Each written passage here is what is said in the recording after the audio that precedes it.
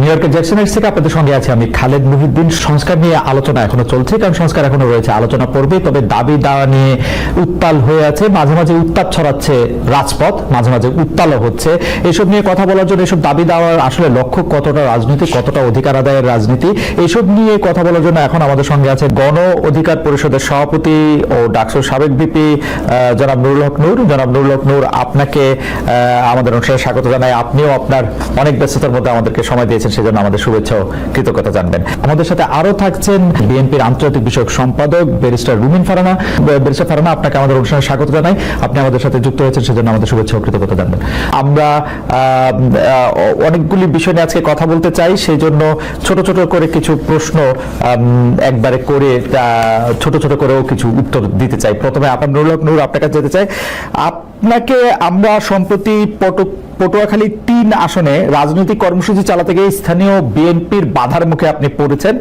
বুঝাতে চেয়েছেন যে আপনি যেভাবে বলবেন সেইভাবেই তাদের চলতে হবে, এইরকমটা কেন? আসলে বিএনপির উপরে আপনি দায় দিয়েছেন, বিএনপির লোকজনের সাথে বা বিরুদ্ধে আপনি কথা বলেছেন, এবং আপনার মতো করে আপনি এটা পরিচালিত করতে চেয়েছেন, সেটা কেন? মানে লাইক জনাব নুরুল হক নূর। বিএনপির একজন স্থায়ী কমিটির সদস্যকে জানিয়েছিলাম যে এলাকায় এই পরিস্থিতি ঘটবে এবং হতাহতের পরিস্থিতি ঘটতে পারে, কাজেই আপনারা তাকে থামান। আমি আমার এলাকায় প্রোগ্রাম করতে পারবো না, আওয়ামী লীগ আমলেও তো আমাকে এইভাবে বাধা দেয়নি। এমনকি ওই দিন সন্ধ্যায় চর বিশ্বাস, আমার নিজের ইউনিয়ন, সেখানে বাজারের পাশাপাশি দুটো মিটিং হচ্ছিল, বিএনপির একটা মিটিং, আমাদের দলের একটা মিটিং, সেখানে চেয়ার সরাসরি হয়েছে, হাতাহাতি হয়েছে। সেইটি একটা মিথ্যা বিভ্রান্তি ছড়িয়েছে যে বিএনপির অফিসে গণ অধিকার পরিষদের লোকেরা ভাঙচুর করেছে।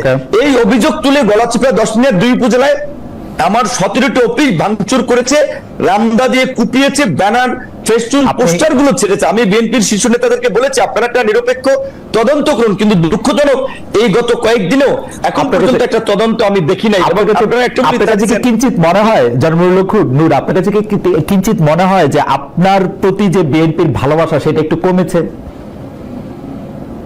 হতে পারে, কারণ ধরেন বিএনপি আওয়ামী লীগের মতো বড় দলগুলোতে আওয়ামী লীগের সময় দেখেছেন না, একদিকে নৌকা একজনকে দিয়েছে, আবার স্বতন্ত্র আরেকজনকে দামি ক্যান্ডিডেট দাঁড় করিয়ে দিয়েছে যে তুমি যদি জয়লাভ করে আসতে পারো তাহলে ঘরের ছিলাম না, ওয়েলকাম। এখন একদিকে হ্যাঁ রাজনৈতিক মিত্রতার জায়গাতে হয়তো বিএনপি আমাকে এই আসনে তারা সহযোগিতা করার কথা বলেছে, আবার দিকে তাদের দলীয় ক্যান্ডিডেটও মাঠে নামিয়ে আমাকে একটা বেইজ্জতি করার জন্য, লাঞ্ছিত করার জন্য বা হামলা মামলা করার একটা পরিবেশ তৈরি করেছে। আমি যতদূর জানি এটা একটা লোকাল এখানে বড় ধরনের একটা গ্রুপ এবং কেন্দ্রীয় কেউ তাকে সাপোর্ট দিচ্ছে। তো এবং এটা বিএনপির, আমি এইটুকু বলবো, টপ লিডার থেকে শুরু করে সবাই জানে। তো গত বছরের সেপ্টেম্বর থেকে এই পরিস্থিতি চলছে, যেহেতু তারা তো কোনো পদক্ষেপ নেয় নাই, তাহলে তো অবশ্যই এটা বোঝাচ্ছে যে বিএনপির কোনো অংশের সিগন্যাল ওইদিকে আছে, এটা তো বাস্তব। এরকম মন্তব্য করছেন যে আপনি কখনো অন্তর্বর্তী সরকারের প্রশংসা করছেন, কখনো কঠোর সমালোচনা করেছেন, বিএনপির বিরুদ্ধে আপনার অবস্থান এক এক সময় এক এক রকম হচ্ছে। সেটা কি আপনার রাজনৈতিক সুবিধাটাই এখানে আপনি প্রধান বিবেচনায় নিতেছেন? কেউ আপনাকে সাবেক প্রেসিডেন্ট HM এরশাদের সাথেও তুলনা করছেন যে উনি যেমন একটা পার্টির নেতা হিসেবে রাজনৈতিক সুবিধা নেওয়ার জন্য তার অবস্থান পরিবর্তন করতেন, আপনার মধ্যেও কি সেটা দেখা যাচ্ছে কিনা একটু যদি মন্তব্য করতেন। অবশ্যই রাজনীতিতে প্রত্যেক রাজনৈতিক দল দেশ জাতির জন্য যেমন কাজ করতে চায়, নিজের পলিটিক্যাল পার্টির স্বার্থটাও দেখবে অবশ্যই, কারণ সে যদি পজিশনে না থাকে তাহলে সে কিভাবে কাজ করবে। তো অবশ্যই রাজনৈতিকভাবে আমরা আমাদের দলীয় একটা অবস্থান আমরা দেখবো যে এইখানে একটা জোটে গেলে আমাদের একটা ভিন্ন অবস্থানে থাকলে আমাদের রাজনৈতিক অবস্থান ঠিক হয়, আমরা মাসের জন্য কি করতে পারছি। আমরা শুরুর দিকে এই সরকারকে বলছিলাম যে এই সরকার 2 বছরের জন্য একটা জাতীয় সরকার করেন, 2 বছরের জন্য তারা করে নাই, যে কারণে আমরা পরবর্তীতে সরকারকে সেই 2 বছরের জন্য সাপোর্ট দেইনি। আমরা বলেছিলাম যে আপনার নির্বাচনের প্রশ্নে জাতীয় ঐক্যমত্যের ভিত্তিতে একটা নির্বাচনী রোড ম্যাপ দেন, অনেকদিন ধরে সেটা দেয় নেই, যে কারণে বিএনপির সাথে যেহেতু আমরা যুগপৎ আন্দোলন করেছি এবং আপনারা দেখেছেন আমার রাজপথের গত 7-8 বছরের ভূমিকা অনেক প্রবীণ রাজনীতিবিদদের 70 বছরেও এই দেশে ছিল না, এইটুকু আমরা চ্যালেঞ্জ দিয়ে বলতে পারবো। সেইখানে আমরা বিএনপির সাথে যেহেতু ছিলাম, যুগপৎ আন্দোলন করেছিলাম, বিএনপির সাথে আলাপ আলোচনায় বিএনপি বলেছে দেশের বাস্তবতায় তারা ডিসেম্বরের মধ্যে নির্বাচন চায়। আমরা আমাদের দলীয় পজিশন ছেড়ে বিএনপির পজিশন নিয়ে আমরা ডিসেম্বরে নির্বাচনের সরকারের চাপ তৈরি করেছি। এবং এই যে লন্ডনের যে বৈঠক হয়েছে, অবশ্যই লন্ডনের বৈঠক আর যাই থাকুক, এইটা বাংলাদেশের এই উত্তপ্ত রাজনীতির মাঠে আমি মনে করি কিছুটা হলেও পানি ঢেলেছে বা উত্তপ্ত পরিস্থিতি ঠান্ডা করেছে, এবং একটা অনিশ্চিত, একটা আপনি বলবেন সংঘাত কিংবা একটা অনিশ্চিত যে রাজনৈতিক পরিস্থিতি ছিল সেটাতে কিছুটা হলেও একটা নিশ্চয়তার পরিবেশ তৈরি হয়েছে। এবং বিএনপি একটা বড় রাজনৈতিক দল, তার প্রধান সেখানে, তার সাথে ডক্টর ইউনূস সরকার প্রধান, তার সাথে মিটিং হওয়ার ফলে আমি মনে করি দেশের স্থিতিশীলতা, রাজনৈতিক পরিবেশ এবং আগামী নির্বাচনের ক্ষেত্রে একটা ভালো ফলাফল পাওয়া যাবে। সেই ক্ষেত্রে জনাব নূর, একটা কথা আপনি একটু মনে রাখেন তো, ধরেন যদি লন্ডনে বৈঠক না হইতো, ডক্টর মোহাম্মদ ইউনূস বলছিলেন যে এপ্রিলের প্রথম ভাগে ইলেকশন হবে, বিএনপি দাবি করছিল ডিসেম্বর হবে, এখন এটা ফেব্রুয়ারিতে হবে, এই মানে প্র্যাকটিক্যালি তো ব্যবধানটা আসলে 2 মাসের বা 1.5 মাসের। এই 2 মাস বা 1.5 মাসের একটা সময়ের ব্যবধানের জন্য এত বড় উত্তপ্ত পরিস্থিতি সৃষ্টি হইতে হবে, সেইটাও বা কেন মনে হয়েছে? 10 মিনিট একটা ফুটবল খেলায় আমি অতিথি হিসেবে গিয়েছিলাম, সেই খেলার মঞ্চ আগের রাতে ভেঙে দিয়েছেন। আমি সেটি বিএনপির স্থায়ী কমিটির 2 জন হওয়ার পরেই আমার বেশ কয়েকজন লোকজনকে আমি স্পটে থাকা অবস্থায় হামলা করেছে। এবং সেদিন যে আপনারা ঘটনাটি সোশ্যাল মিডিয়াতে দেখেছিলেন, আমি গিয়েছিলাম, বিএনপিরই সাবেক এক নেতা, তিনি মৃত্যুবরণ করেছেন, শেষে আমার সাথে কাজ করেছেন, তো তার একটা স্মরণ সভায়, সেই স্মরণ সভা থেকে ফেরার পথে সেখানে প্রায় আপনার 3 কিলোমিটার রাস্তায় মাঝখানে কিছু বাজার আছে, বাজারে জনাব হাসান মামুনের সমর্থিত লোকেরা রাস্তায় গাছ ফেলে রামদা, বগি, চাপাতি, অস্ত্র সহ অবস্থান নিয়েছেন যে তারা এখানে গিলে আমাকে হত্যা করবেন বা আমার লোকজনের উপরে অ্যাটাক চালাবেন। তখন আমি সেটি পুলিশকে জানাই, পুলিশ আসে, প্রথমে এসপি পুলিশ পাঠায়, 2 গাড়ি পুলিশ পাঠায়, পুলিশ এসে হয়তো তারা রিপোর্ট করে এবং আমাকেও জানায় যে ভাই এখানে হাসান মামুনের যে লোকজন, তাদের যে প্রস্তুতি, আমরা কিছু করতে পারবো না, আপনি উপরে কথা বলেন। তার মানে উপরে কথা হলো, ওসি বলছেন, বুঝছি, তাহলে কি করতে হবে। আমি তখন পটুয়াখালীর সেনাবাহিনীর দায়িত্বে তাদেরকে জানালাম, তারাও 4 গাড়ি আসছে, পুলিশ 2 গাড়ি, সেনাবাহিনীর 4 গাড়ি, 6 গাড়ি আসার পরেও তারা আমার সাথে পার্সোনালি আলাপ করতেছিল, বলছে ভাই তাদের যে প্রস্তুতি, এখানে তারা রাস্তার পাশে ইট নিয়ে অবস্থান করছে, তাদের হাতে দেশীয় অস্ত্রশস্ত্র, আমরা এখানে কতজন লোক, আমরা এই আপনাকে এখান থেকে এই পথ দিয়ে নিয়ে যেতে পারবো না, আপনি বরঞ্চ অন্য পথ দিয়ে চলে যান। আমি বলছি কোথায় যাব? তারা বলছে আপনি উপজেলা শহরে যাবেন না, আপনি জেলা শহরে যান। বলছে আমার বাড়ি উপজেলায়, আমি কেন উপজেলা, এই জায়গাটুকু আমি কেন জেলাতে, এই জায়গাটুকু আমি যাই নাই, আমি এই জায়গাটুকু দেখতেছিলাম। আমি কিন্তু ঘটনা আমি সেটা বলছি, আমি শেষ করছি, আমি যেটা বলবো, জি বল। হ্যাঁ, আমি বলছি যে শুনেন, যখন রাত্র আপনার 2:15 বাজে, 2:15 রাত্র, তখন পর্যন্ত তারা আমাকে বিকল্প পথে পাঠাতে চায়। আমি বলছি কেন, আপনারা এই আর্মি আসছেন, পুলিশ আসছেন, নির্বাচন হয়নি, এখনই যদি এইভাবে পরিস্থিতি হয়, আপনাদেরকে জিম্মি করে, আপনারা যদি বিএনপির অনেক গ্রুপ আছে, এখানে বিএনপি একটা বড় দল, সাবেক এমপির গ্রুপ আছে, অন্য আরো নেতা আছে, এখানে একটা গ্রুপের লোককে যদি আপনারা কন্ট্রোল করতে না পারেন, আমি একটা জাতীয় নেতা, একটা দলের সভাপতি, এখানে বিএনপিও তার নেতা কর্মীদেরকে অফিসিয়ালি চিঠি দিয়ে আমাকে সহযোগিতা করতে বলেছে, সেখানে বিএনপির একটা ছোট্ট গ্রুপ, তাদেরকে আপনারা এই নিবৃত্ত করতে পারবেন না, তাহলে আপনাদের নিরাপত্তার দরকার নাই, আমি বাঁচি মরি, আমি আমার মতো যাই। যেই কারণে তখন আমি ওনাদের সাথে কথা বলে আমি আমার মতো রওনা দিয়েছিলাম। তো যাই হোক, মাঝপথে আবার আমাকে প্রশাসনের কর্মকর্তারা ফোন দিয়েছে, ভাই আপনি চাইেন না আপনার নিরাপত্তা আগে, আপনার কিছু হয়ে গেলে সেটা আমি একটু ছোট করে দিয়েছিলাম। আমি একটু ছোট করে বলি নূর, এইটা তো আপনি জাতীয় নেতা, আপনি একটা জায়গায় যাইতে চাইতেছেন, আপনি প্রশাসন এবং আইন শৃঙ্খলা বাহিনীর সাহায্য চাইছেন, প্রশাসন এবং আইন শৃঙ্খলা বাহিনীর সাহায্য, ওরা এসে দেখছে যে অনেকগুলি এখানে লোক সমাগম আছে এবং তারা যদি আপনাকে সেখানে এসকর্ট করে নিয়ে যাইতে হইতো বা তারা আপনার সঙ্গে যাইতে হইতো, তাহলে হয়তো অনেক হানাহানি, হতাহতের ঘটনা ঘটতে পারতো। সেইটা এড়ানোর জন্য তারা আপনাকে খুবই বিনীতভাবে অনুরোধ করছে যে আপনি ঘুরে এই রুটটা আপনি এই মুহূর্তে ব্যবহার করেন না। এইটা আপনি তখন আমাকে জেলা উপজেলা শহর থেকে ছেড়ে জেলা যেতে বলছে, উপজেলা থেকে ওই পথটা ব্যবহার করতে না বলছে, ওই পথটা কেন পালিয়ে যাব, ওই পথটা কেন আমার না, ওই পথটা ব্যবহার করতে আমার উপজেলা শহর থেকে আমি পালিয়ে জেলায় যাব। আপনার কাছে কি আপনি আর্মি পুলিশের কাছে, জনাব নূর, আপনি কি আর্মি বা পুলিশের কাছে এই দাবি জানাতে চেয়েছিলেন যে আপনি ওইখান দিয়েই যাবেন এবং দরকার হলে 10টা 20টা 50টা গুলি করে মেরে তারপরেও যাবেন, মানে এই গত সরকারের আমলে সেনা সরকার না, এখানে তো মারামারির তো কোনো কেস হয় না।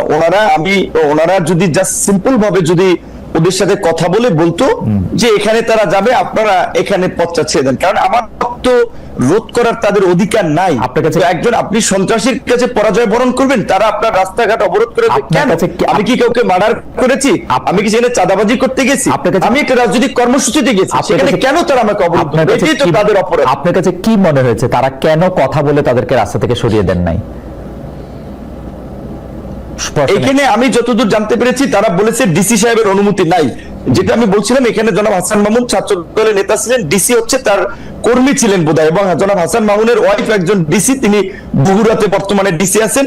তো তাদের কলিগ, সেই সুবাদে ডিসি সাহেব, আমি এর আগেও ঈদের সময়, গত ঈদের সময় আমি এটা এই তার মানে কমিটি হচ্ছে কাজ যে- করে তাদেরকে অভিযোগ করেছিলাম। আমি সার্কিট হাউসে ছিলাম, আমি একটু বলি, আমি সার্কিট হাউসে ছিলাম, আমার রুমের কথোপকথন গোপনে ভিডিও করে ডিসি হাসান মামুনের কাছে পাঠিয়েছি। ডিসি সাহেব অনুমতি না দেওয়ায় পুলিশ ওখান থেকে আমাকে, তারা উপজেলা শহর থেকে ছেড়ে আমাকে জেলা শহরে চলে যেতে এটা তো- বলছে। যে এলাকায় তখন একটা বার্তা চলাবে যে বিপিনুর পালিয়ে গিয়েছে বা হাসান মামুনের কর্মীরা তোপের মুখে এলাকায় থাকতে পারে না। এটা তো- আমি এটা তো করতে পারি না, আমার একটা ব্যক্তিত্ব রাজনৈতিক অবস্থা আছে না। রাইট, এটা তো ভয়ঙ্কর অভিযোগ। মানে আপনি কি মনে করেন যে একজন একজন হ্যাঁ। একজন একজন মানে বর্তমানে যিনি চেয়ারে বসে আছেন, কর্মরত জেলা প্রশাসক আপনাকে সার্কিট হাউসের রুমে আপনার অজান্তে ভিডিও করে সেটি আবার আরেকজন রাজনীতিবিদের কাছে দিয়েছেন, এই অভিযোগ আপনি করছেন, তো ভয়াবহ অভিযোগ। কিন্তু আমার প্রশ্ন হচ্ছে যে আপনি কি এখনো মনে করেন যে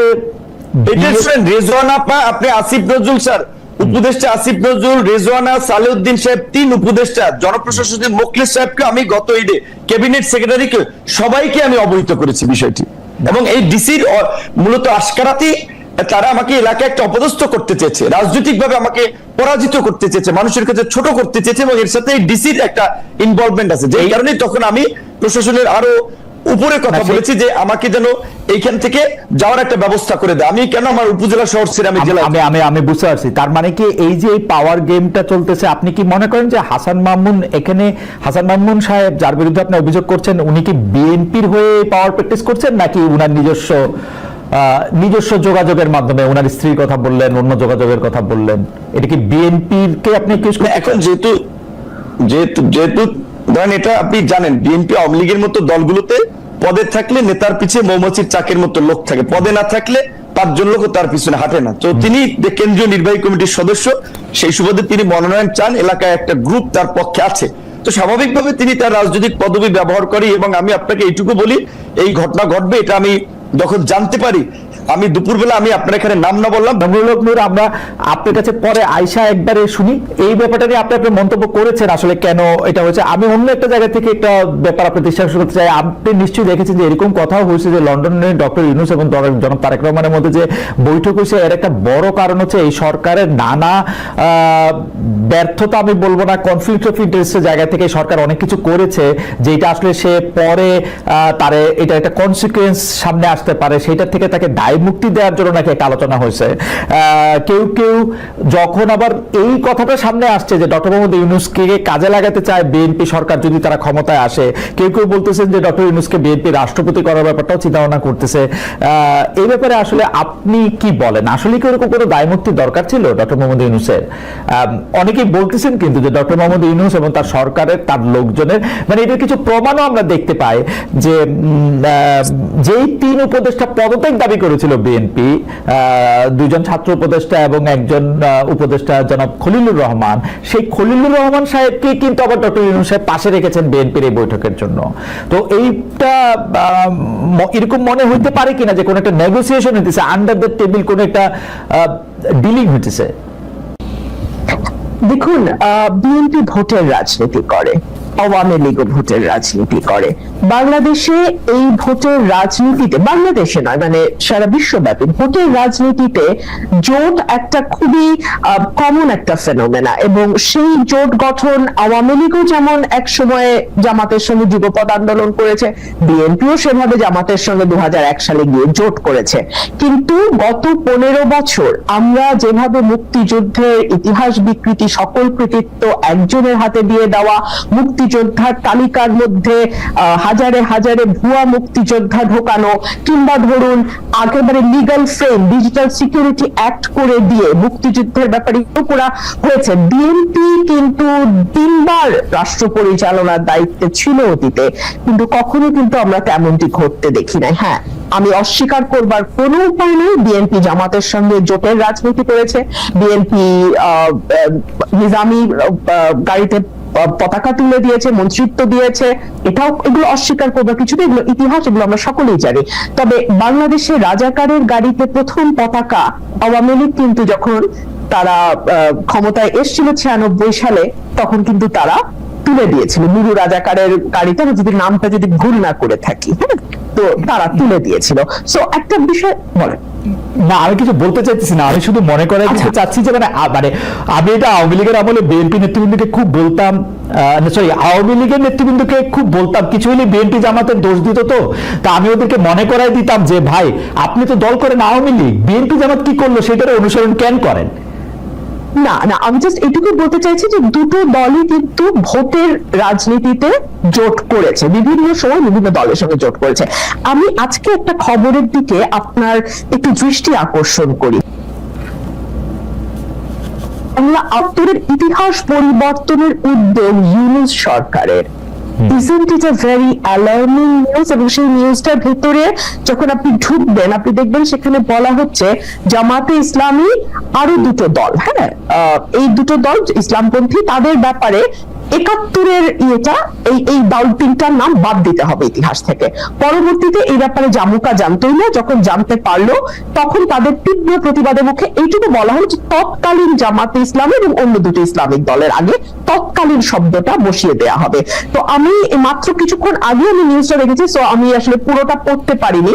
এই নিউজটার ভেতরে খুব পরিষ্কার বলে দেওয়া আছে যে মুক্তিযুদ্ধের ইতিহাস থেকে কিভাবে জামাতকে এবং জামাতের অ্যালাইড যে পলিটিক্যাল পার্টিগুলো ছিল সেই সময় তাদেরকে বাদ দেবার একটি চেষ্টা আমরা লক্ষ্য করছি। আপনি দেখুন এই সরকারের আগে যে সরকারটি ছিল ইমিডিয়েটলি বিফোর আওয়ামী লীগের যে সরকার, তাদের ব্যাপারে আমি সংসদে দাঁড়িয়ে একবার বলেছিলাম যে বাংলাদেশের ইতিহাসে এত বেশি মুক্তিযুদ্ধের বিপক্ষের কোন শক্তি আওয়ামী লীগের মতন কোনোদিন ক্ষমতায় আসে নাই।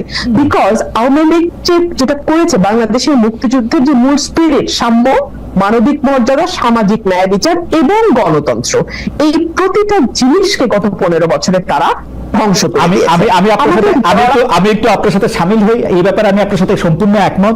আওয়ামী লীগ সবচেয়ে বেশি মুক্তিযুদ্ধের যে স্পিরিটটার কথা তারা বলেছে তার বিপক্ষে তার প্রতিটা অবস্থা ছিল, কি বলে প্রাতিষ্ঠানিক মানে প্রতিষ্ঠানগুলিকে ধ্বংস করা থেকে শুরু করে গণতন্ত্রকে বজায় না রাখা, মানে সমাজতন্ত্র নিশ্চিত না করা, ধর্মনিরপেক্ষতা, জাতীয়তাবাদের ক্ষেত্রেও তারা 10-0 পেয়েছে। কিন্তু আপনি যদি একটু বিএনপি রাজনীতিটা যদি একটু বলেন একটু সুবিধা। দেখুন, বিএনপির হাত ধরে কিন্তু এই যে 4র্থ সংশোধনী, যেটা বাংলাদেশের সংবিধানের মূল স্পিরিটটাকে নষ্ট করে দেয়, একদলীয় শাসন ব্যবস্থার দিকে নিয়ে যায়, আজীবন রাষ্ট্রপতি ঘোষণা করার দিকে নিয়ে যায়, সেই জায়গা থেকে বাংলাদেশকে মুক্ত কিন্তু বিএনপি করেছে। বাংলাদেশের সংসদীয় গণতন্ত্র সেটাও বিএনপির হাত ধরে এসছে।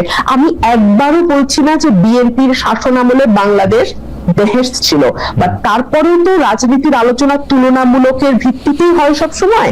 সো অন্য যে পলিটিক্যাল পার্টিগুলো ক্ষমতায় ছিল তার চেয়ে বিএনপির পারফরমেন্সের দিক থেকে যদি আপনি হিসাব করেন, কোনো দল পারফেক্ট না, কিন্তু তারপরে যদি আপনি তুলনামূলক একটি চিত্র করেন, তাহলে বিএনপির সঙ্গে আমি খুবই বিনীতভাবে বলি অন্য কোনো রাজনৈতিক দলের কোনো তুলনাই হয় না। আপনি দেখুন, বিএনপি 31 দফা দেওয়ার আগে ভিশন 2030 দিয়েছিল, সেটা দিয়েছিল 2016 সালে দেশনেত্রী বেগম খালেদা জিয়া। খুব ইন্টারেস্টিং, বিএনপি অনেকগুলি সংস্কার প্রস্তাব করেছে, 31 দফা খুব ভালো, কিন্তু যেই বিএনপি বুঝতে পেরেছে তারা ক্ষমতার খুব কাছাকাছি এসছে, তখন সকল ধরনের সংস্কারের বিপক্ষে তারা একটা দাঁড়িয়ে গেছে, কারণ তারা বুঝতে পারতেছে যে তাদেরকে আওয়ামী লীগের মতো করে দেশ শাসন করতে হবে, তাদেরকে আরেকজন মানে মানে আমি কি বলবো, মানে শেখ হাসিনাকে আদর্শ মেনেই প্রধানমন্ত্রী হতে হবে।